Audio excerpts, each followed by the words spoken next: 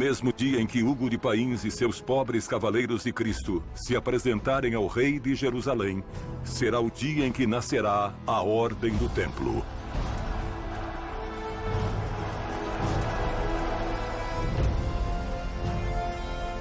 Esses 9 cavaleiros estão realmente dispostos a consagrar suas espadas e suas vidas para a defesa dos peregrinos e dos lugares santos. Receberão a custódia do mítico Templo de Salomão.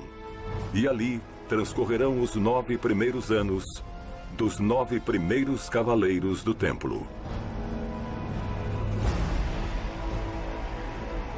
Não haverá na Europa quem não tenha ouvido alguma vez as aventuras de Hugo de Pains. Não haverá nobre que não queira fazer parte dessa milícia. E não haverá rei que não queira compartilhar sua mesa com eles. A lenda viajará desde Jerusalém até as costas portuguesas. Ali receberão o primeiro de seus castelos, em plena fronteira com o inimigo muçulmano. Agora, terão que protegê-lo.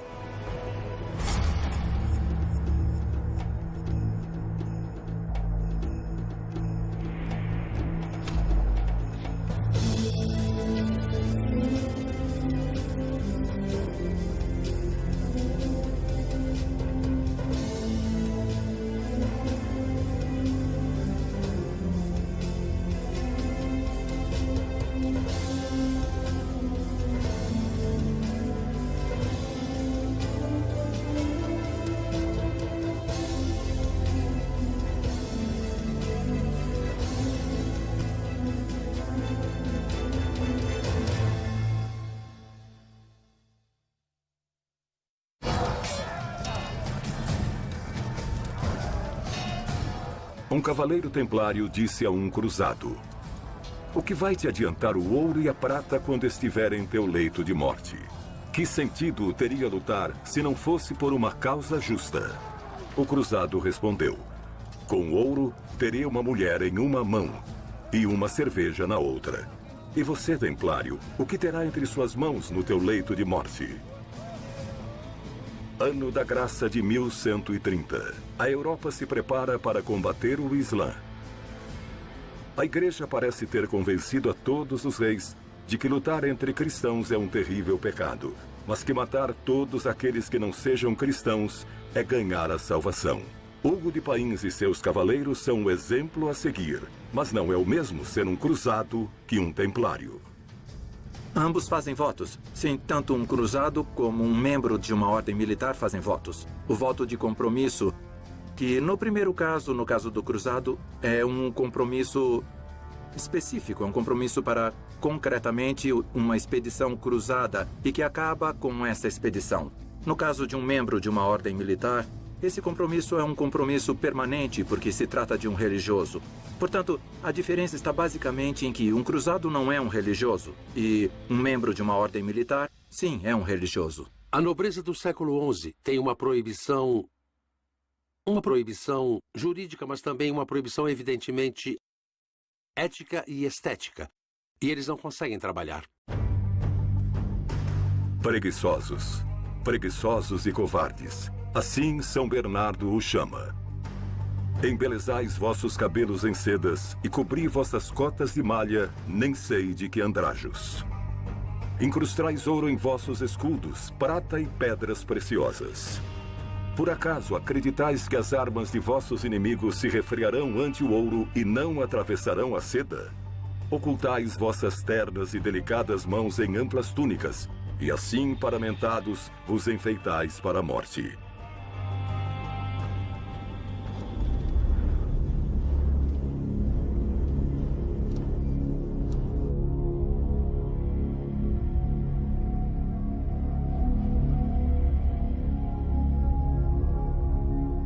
Se te perguntarem teu nome, responda simplesmente Artal. Porque já faz tempo que esqueceste teu sobrenome.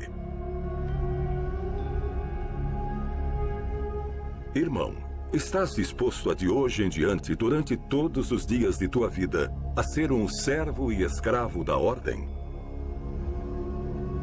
Estais disposto a renunciar à vossa vontade para sempre?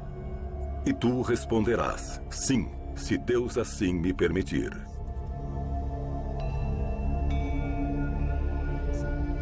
A nomeação de um cavaleiro, antes de tudo, o ritual, é uma chamada ao desalento.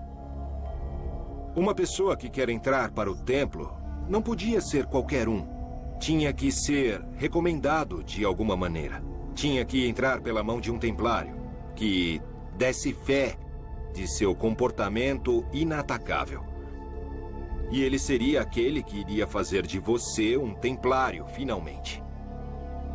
Os irmãos ingressavam na ordem através de um ritual, que requeria uma certa trajetória na ordem. O ideal para entrar para a Ordem do Templo era ter sido antes um noviço, jovenzinho, bem pequeno, de um mosteiro, claro. Transformar em templário um jovem que tivesse vivido uma vida muito desordenada era difícil. Por outro lado, transformar em templário um jovem que desde a infância tivesse vivido dentro da ordem, dentro da regra de um mosteiro, era bem mais fácil. Portanto, a grande verdade é que havia noviços da Ordem do Templo que vinham de mosteiros, porque sua reconversão ao templo era muito mais fácil.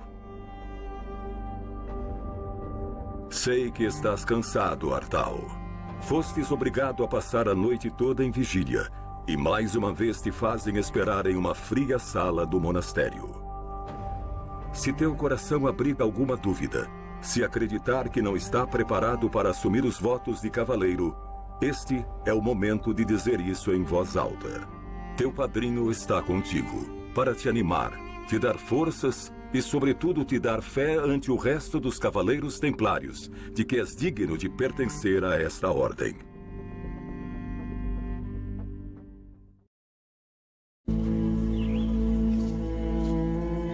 Nunca te conformastes de ser simplesmente rei, de modo que, a partir de agora, assinará todos os documentos com o título de Imperador de toda a Espanha. É verdade que a coroa de Aragão duplicou seus territórios durante teu governo para conquistar. Alfonso I, o batalhador, o rei de Aragão e de Pamplona, é um personagem absolutamente fascinante. A biografia dele está cheia de elementos que parecem quase novelescos.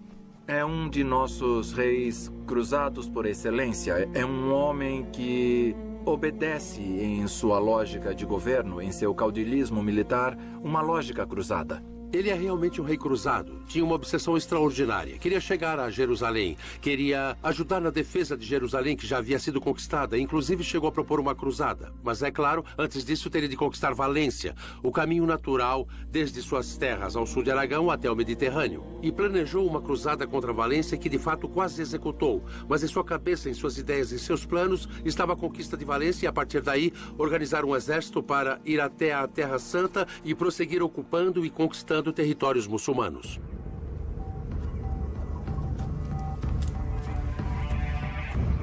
Um rei que vivia na guerra, pela guerra e para a guerra. Cercado ainda por uma aura muito cavalheiresca e que dedicou toda a sua vida a guerrear, a lutar e a conquistar territórios dos muçulmanos. Um rei que, acima de tudo, até o fim da sua vida esteve envolvido diretamente na primeira linha de batalha nos combates. No ano de 1106, já serás dono de todo o Vale do Ebro. Em 1111, vais conquistar Palência, Burgos e Toledo. Vais lutar junto ao próprio Cid Campeador contra os Almorávides, e tua fama de invencível já será bem conhecida por todos.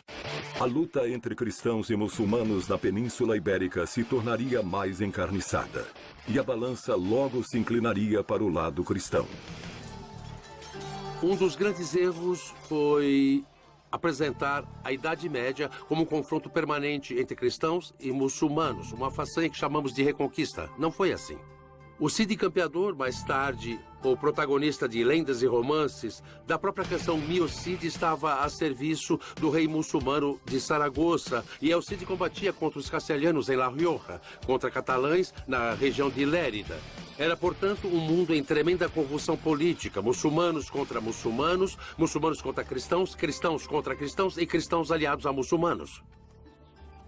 Não havia na Espanha um cavaleiro tão bom que venceu 29 batalhas. E por isso será sempre lembrado como Alfonso I, o batalhador. Ajeite bem a cota de malha em teu corpo, pois hás de seguir avançando, hás de seguir vencendo. A ninguém mais se assenta melhor essa coroa. Teus homens bem o sabem e te seguirão. Seguir-te-ão até mesmo se quiser conquistá-lo. Tenho certeza de que a primeira coisa que o rei dizia para o filho era: é preciso seguir adiante, percorrer essa fronteira, é preciso prosseguir com a nossa cruzada. No ano da graça de 1118, arrebatará Saragoça dos muçulmanos. 2 anos depois, milhares de guerreiros sarracenos vindos de Sevilha, Múrcia e Granada reunir-se-ão em Valência. E dali partirão para Saragoça, com intenção de recuperá-la. Mas tu, Alfonso I, rei de Aragão, apesar de contar com um exército muito inferior, os deterá e os derrotará sem compaixão na Batalha de Cutanda.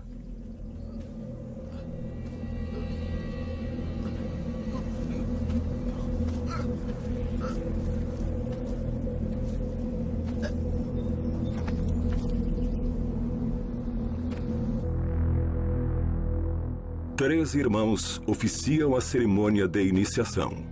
Se está ou não preparado para ser cavaleiro, eles terão de dizer: este é o templo, e aqui não entra qualquer um. Eles se perguntam entre si se querem que o irmão que está pedindo para entrar seja admitido. Olha só, está disposto. Muito bem, e vocês o que acham? Essa deliberação, que aqui resumimos em uma frase, dependendo do caso, podia demorar. O padrinho saía junto com o postulante e voltava para perguntar: nós já te perguntamos isso, agora eu venho com outra pessoa, não vai me deixar mal. Uma vez que os templários do capítulo tenham aceitado ou estão de acordo que o irmão seja conduzido diante deles, este entra e explicam a ele uma série de questões sobre a ordem. A primeira coisa que faziam era perguntar se realmente queria o que ia encontrar. Sim, ele os via bem alimentados, ele os via com roupas boas, com armas adequadas, e via que estavam sempre preparados para combater em nome de Deus. Embora a ordem fosse muito rica, tinham ótimos cavalos, tinham as frotas, tinham castelos, mas a ordem não era uma vida de comodidades. Muito pelo contrário, era uma vida de sacrifícios, uma vida de trabalho, uma vida de privações. É muito famosa a frase usada na ordenação que diz: se deseja dormir, te mandarão velar. Se deseja a montanha, te mandarão ao mar. Se quiser estar na Terra Santa, o mandarão à Casa Madre. Se quiser estar na Casa Madre, o mandarão à Terra Santa. Você é um peão a mais dentro da organização da ordem. Deixa-se muito claro que, até então, você tinha sido dono do seu próprio destino, mas que, a partir daquele momento, renunciava a todas as suas posses terrenas, renunciava à sua descendência, renunciava a ser o dono do seu destino, porque, a partir desse momento, estará sujeito a uma série de ordens. E, acima de tudo, que estava disposto a dar inclusive a sua vida pelo que o templo representava. É a vida que se espera de um cavaleiro templário. Uma vez que havia negado qualquer das razões pelas quais não deveria ser admitido e que todos os templários presentes haviam dado a aprovação, ele está consciente de que se tivesse feito alguma coisa que não era admitida, teria cometido perjúrio, então estaria em pecado. Que ninguém queira cumprir seus desejos. Pois estamos aqui para imitar ao Senhor que dizia: não vim aqui fazer minha vontade, e sim daquele que me enviou.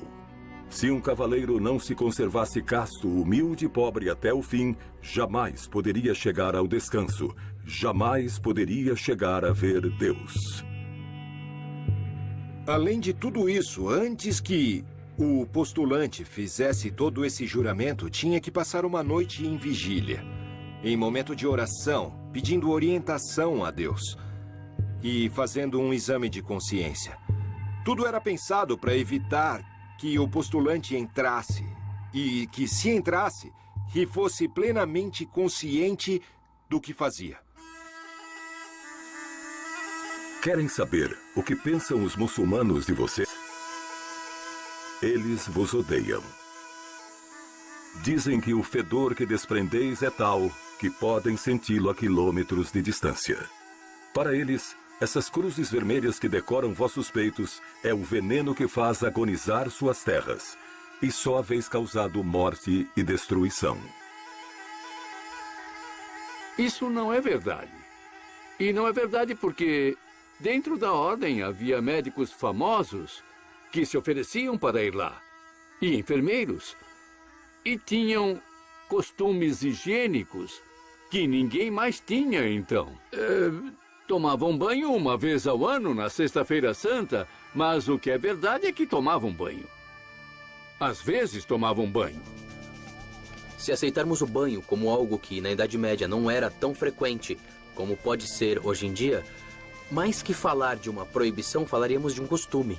Os templários tinham que estar bem vestidos, porque afinal de contas, como se vestia um templário, ia atrás do prestígio da ordem.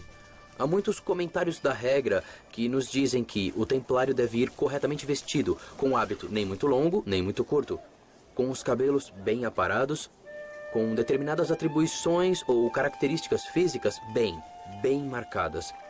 Jamais demonstrando nem riqueza demais, nem pobreza demais. Tinham que ser bem equilibrados. Capítulo 8 da Regra do Templo. Coma vosso pão em silêncio. Capítulo 9. Que faça uma leitura sagrada durante a refeição. Se amamos ao Senhor, devemos desejar ouvir com atenção suas palavras. Capítulo 10. Dar sempre a 10ª parte de todos os pães àqueles que pedem esmolas. Eles tinham que dar uma parte aos pobres. Do seu próprio soldo, 1/10 era destinado aos que mais necessitavam. Isso os levou a ter uma visão totalmente distinta do mundo no que se refere, por exemplo, aos enfermos. Para eles, a epilepsia não era uma possessão demoníaca, e sim uma doença que devia ser tratada e que eles tentavam curar. Os leprosos eram tratados como se deve. Fundaram leprosários para cuidar daqueles que sofriam de lepra.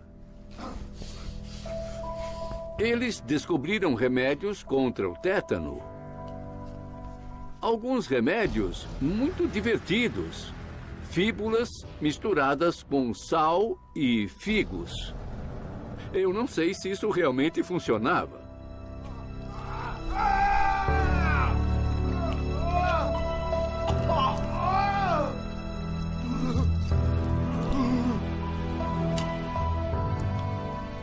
Por outro lado, contavam com a medicina preventiva, o que ninguém mais fazia. Enfim, eles eram diferentes de todos os demais e tinham uma cultura diferente de todos.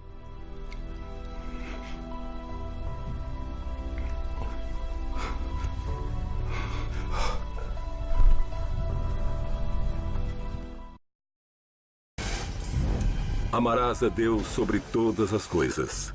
Não pronunciarás seu nome em vão. Honrarás teu pai e tua mãe. Não cometerás atos impuros. Não roubarás. Não levantarás falso testemunho. Não cobiçarás bens alheios. Não matarás.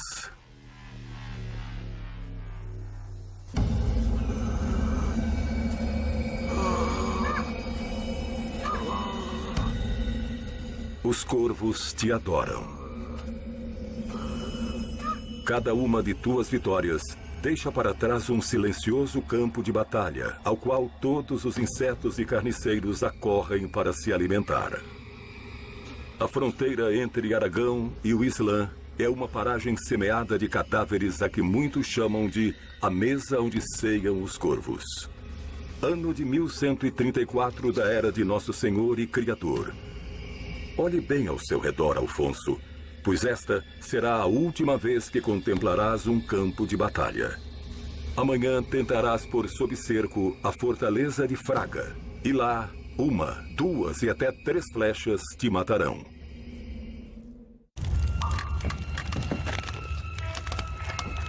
Veja o que os espera. A esses que chamais de inimigo, estão reforçando todas as suas posições. Seus alquimistas aprenderam a destilar o alcatrão e já não jogarão apenas pedras e óleo fervente do alto de suas ameias, mas também breu. Essa solução negra e viscosa atravessa a pele e abrasa as carnes. Vão rezar para que seja um arqueiro quem acabe antes com vossas vidas. Os arqueiros turcos tinham um grau de adestramento muito grande. De fato, se esperava que um arqueiro turco disparasse 5 flechas em 2 segundos e meio. Era possível. Naquela época era. Imagine só o que seria um ginete avançando com uma carga diante de um arqueiro desse tipo. Isso implicaria que nos últimos 30 metros teria de enfrentar 5 flechas. E naquela época era muito comum que as flechas atiradas fossem devolvidas. O arqueiro atirava contra os outros e esses podiam lhe devolver as flechas. Então, por conta disso, tinha uma série de instrumentos com os quais eles tentavam tirar proveito. Um deles é que atiravam certas flechas sem encaixe. O encaixe, para que tenhamos ideia, é uma fenda na parte posterior da flecha onde se acomoda a corda do arco. Eles então atiravam com uma espécie de encaixe preso à corda. Lançavam as flechas sem encaixe. Como o adversário não tinha esse dispositivo, não conseguia reutilizá-las. E mais, eles tinham flechas em que a fenda do encaixe tinha uma espécie de lâmina de corte que mal se via. Eram atiradas também com esse tipo de instrumento, de modo que, quando o inimigo recolhia essas flechas para atirar de volta, o cordão do arco era cortado, inutilizando a arma.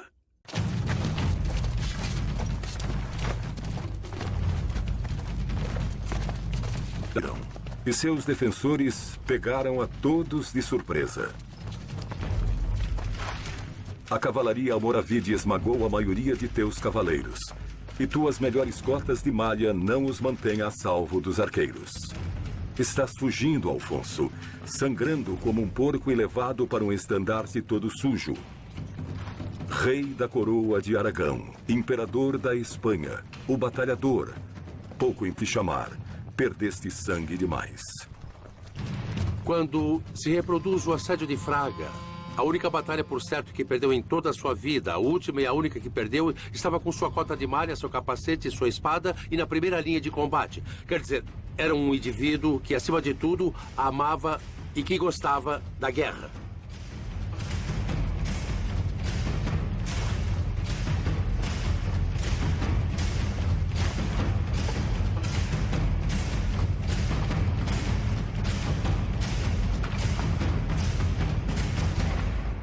É ferido e morre alguns dias depois devido aos ferimentos da Batalha de Fraga.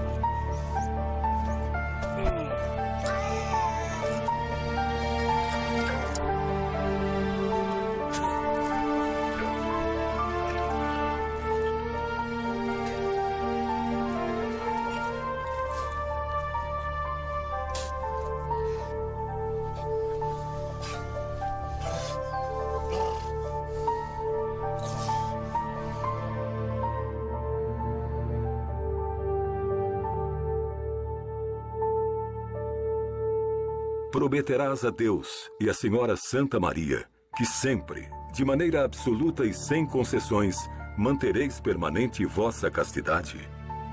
Que não obtereis riqueza e nem honras, que servireis a Deus como o mais pobre dos mortais e que renunciareis à vossa vontade até o final dos dias?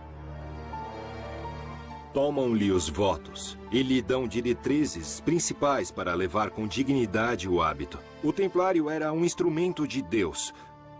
Tudo o que faziam era por e para a ordem.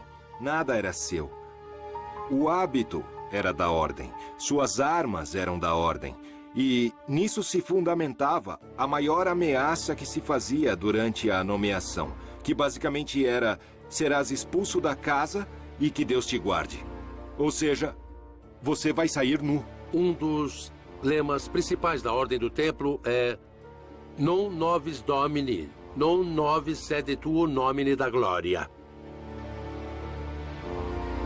Nada para mim, Senhor, nada para mim. Seja tudo por tua glória. Ou seja, não queremos a glória. Se conseguirmos algo, essa fama, essa glória é para teu nome, é para ti, é por Deus, não por nós. O templário não tem nada seu e será um combatente anônimo. Há, na verdade, 4 votos: pobreza, castidade, obediência e humildade. Os votos religiosos pretendem, na verdade, orientar, ou seja, desvincular de qualquer outra realidade afetiva ou de qualquer realidade material que possa descentrar em suas vidas a ideia de Deus. A castidade e a pureza para com Cristo são os princípios religiosos mais valorizados de toda a Idade Média, a ponto de nenhum templário poder, segundo a regra, nem olhar para as mulheres da sua família. Estamos falando que, inclusive, uma coisa tão simples como se apaixonar é um pensamento que iria afastá-lo dos seus deveres.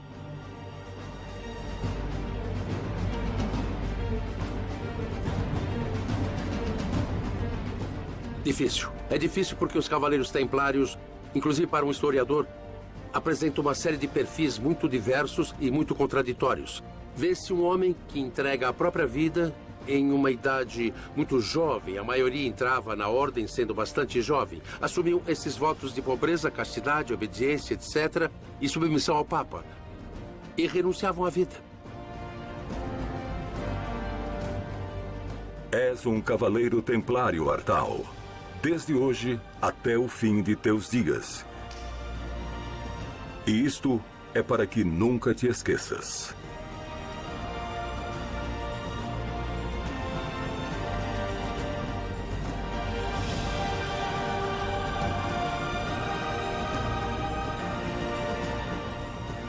Isso faz parte um pouco do que eram todas as tradições de cavaleiros da época. A ideia de dar um tapa no rosto do novo membro da congregação não deixa de ser um lembrete de que, a partir de então, as privações serão grandes, de que terá que sofrer e também, segundo outras tradições, para que não esqueça desse momento da sua vida. Era um ato espetacular. Davam um tapa dizendo para não esquecerem. Certamente, levar um tapa daquele calibre era mesmo inesquecível.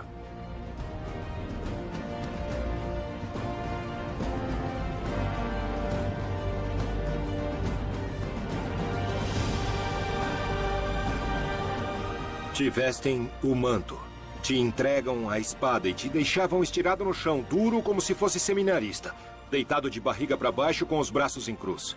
Simplesmente até que alguém venha te buscar.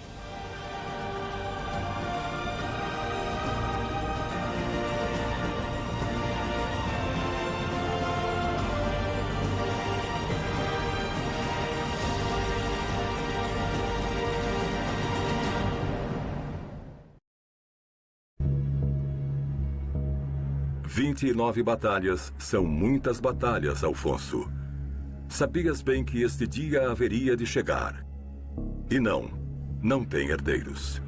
Fez que chamassem Hugo Rigaud, comendador da Ordem do Templo para Languedoc e Espanha. Um dos místicos 8 cavaleiros de Hugo de Pains. Ele redigirá teu testamento. Em nome de Deus, eu, Alfonso, rei de Aragão, pensando que a natureza fez todos os homens mortais e temendo o juízo divino, depois de minha morte, deixo como herdeiro e meu sucessor a ordem do Templo de Jerusalém. Faço isso tudo pela salvação de minha alma e a remissão de todos os meus pecados, e para merecer um lugar na vida eterna. É incrível como chega em Aragão sendo o templo como é e com toda aquela força. Esse rei foi um visionário quando deixou em testamento absolutamente toda a ordem. Todos os personagens importantes desse momento seguiam o templo. Se uma pessoa estava prestes a morrer e queria ser acolhida no seio de Cristo e no seio de Deus, o que podia fazer era dirigir-se à ordem e tentar ingressar na ordem no último momento e, ao morrer, ser tratado como se houvesse vivido sendo um cavaleiro templário. Aos olhos de Deus, seria meritório. Seria alguém subindo aos céus, não como fora antes, e sim como foi no momento de morrer, um templário.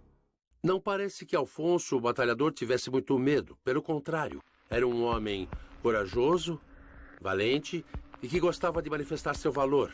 Entre 1125 e 1126, realizou uma cavalgada no Vale do Ebro até a costa andaluza, no Mediterrâneo. E lá entrou com seu cavalo no mar, nas praias mediterrâneas. Estamos em território almoravide, estamos em Al-Andalus. Entrou com seu cavalo no mar, como dizendo, vou conquistar todo o território muçulmano na Península Ibérica. Porque, além disso, também sou rei de Castela e ainda continuarei além do mar. Não parece, portanto, que Alfonso o Batalhador tivesse medo da morte, mas provavelmente teria medo do que poderia haver no além. Havia um medo coletivo extraordinário de morrer em pecado, um medo coletivo de arder eternamente no fogo do inferno. A boa morte significava morrer na graça de Deus, porque se não morresse na graça de Deus, ele ia para o inferno. Isto era terrível, era a condenação por toda a eternidade. Você podia cometer durante a sua vida todos os pecados possíveis e impossíveis, mas se morresse na graça de Deus, esses pecados seriam perdoados. Os puros de coração, os bons, iam diretamente para o céu e gozariam da felicidade eterna. Visto por essa perspectiva, ser templário era mesmo a melhor opção.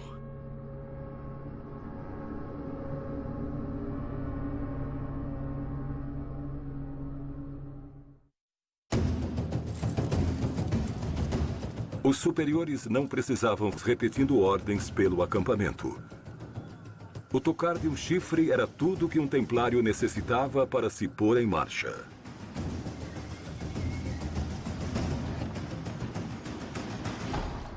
A disciplina estrita da ordem conseguiu reunir temíveis exércitos de homens dispostos a entrar em combate em todas as fronteiras entre o Islã e os reinos cristãos. Homens que juraram não dar jamais um passo para trás. Um templário poderia ser um homem que não se conforma em conhecer as virtudes de um mundo como eclesiástico ou do guerreiro, e sim que preferia ter ambas. É um homem que, portanto, vive a fé com bem, desfruta da atividade militar, da atividade bélica, que pese a que é naturalmente terrível. Sem dúvida, devia ser certamente emocionante para todos os cavaleiros. Eu creio que o que os levou às cruzadas foi o afã da aventura, esse afã de buscar algo mais proveitoso que a vida.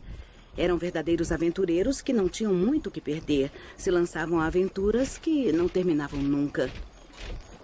Nos encontramos com numerosos cavaleiros que alardeiam e que gozam do exercício de armas, em ocasiões porque é fácil e em ocasiões porque não tem problema de enfrentar-se a cavaleiros tão duros ou tão experientes como eles, e que, em consequência, nunca vão se encontrar com 2 palmos de espada dentro do corpo.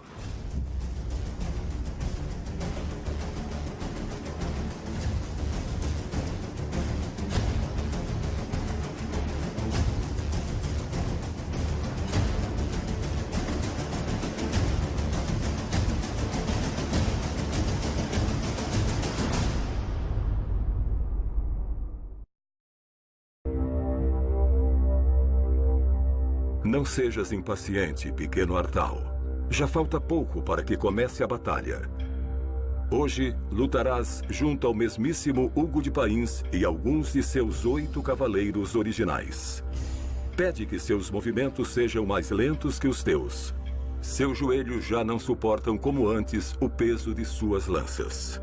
Mas esses homens saíram vitoriosos de tantas batalhas que já faz muito tempo que deixaram de fazer a conta. Primeiro, temos que rezar. Há 8 nomes que poderiam ser citados sobre esses cavaleiros templários. Temos notícias soltas de alguns deles que acompanhavam Hugo na viagem. Não sabemos muito mais. Alguns deles conseguiram o título de mestre depois dele. Lhes legou a direção da ordem. Assim como Hugo, deviam ser personagens dos mais peculiares. Mata Artal. Mata sem compaixão. Não é isso que tem de fazer todo bom templário? Não olhe para trás. Continue em frente.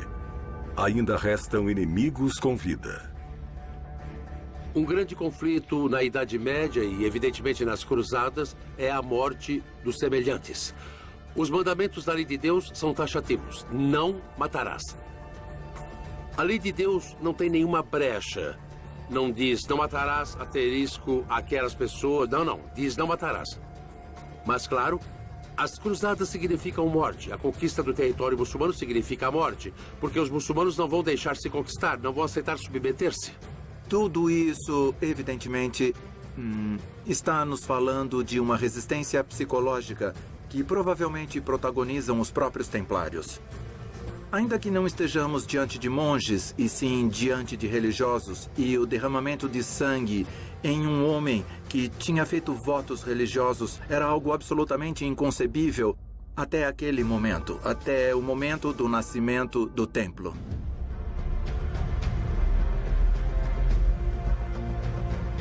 Aquelas pessoas realmente pensavam que se morressem em defesa da fé, elas chegariam diretamente ao céu.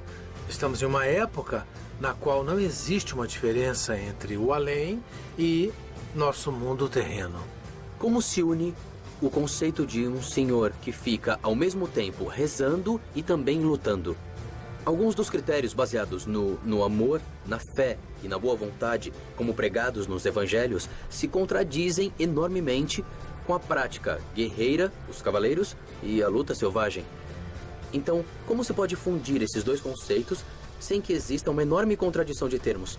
A chave se encontra na milícia de Cristo. Vamos matar sim, mas não vamos matar qualquer um. Vamos matar os inimigos de Cristo.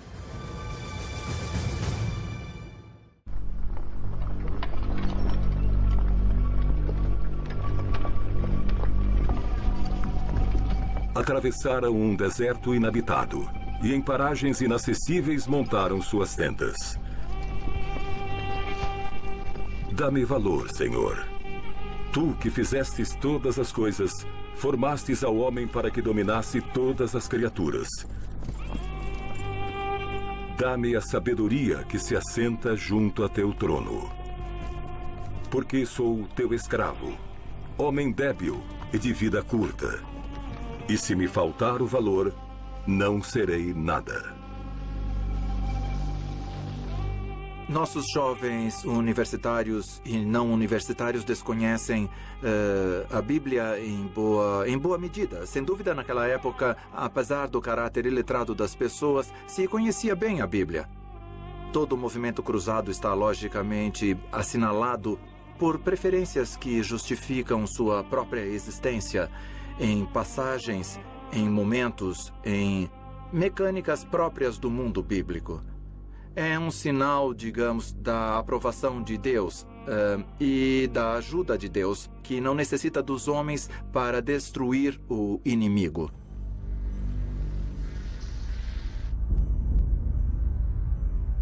Quantos homens já matou Hugo? Quantos deixou de contar? Realmente crês que todos eles mereciam morrer? Não havia um só homem inocente entre todos eles? A grande contribuição de Hugo de Payens foi mesclar e fundir duas ideias. A defesa da cristandade mediante a prática espiritual, que eram os monges, e a defesa da cristandade mediante o exercício da guerra, que eram os soldados. Portanto, Hugo de Payens, nesse sentido, é bem avançado. A verdade é que o perfil biográfico de Hugo de Payens às vezes se borra um pouco. Somente para dar um exemplo, havia uma carta muito importante que citava um tal Hugo o Pecador. É uma carta endereçada à comunidade templária e nela o que se pretende é, de certa forma, explicar ou justificar o que fazem os templários em um contexto no qual nem todo mundo entendia adequadamente o que faziam. Que faz sentido ser templário. Pense em todos aqueles a quem arrebatastes a vida. E diga-me, realmente crês que Deus sentir-se-ia honrado com todas essas mortes? Realmente crês que Ele, em sua infinita sabedoria, escolhesse a ti, dentre todos, para que desatasse sua ira? Diga-me, Hugo, crê realmente? É bem provável que os próprios templários, no momento de empunhar as armas, no momento em que realmente derramavam sangue de um próximo, por mais infiel que fosse, evidentemente teriam problemas de consciência muito claros.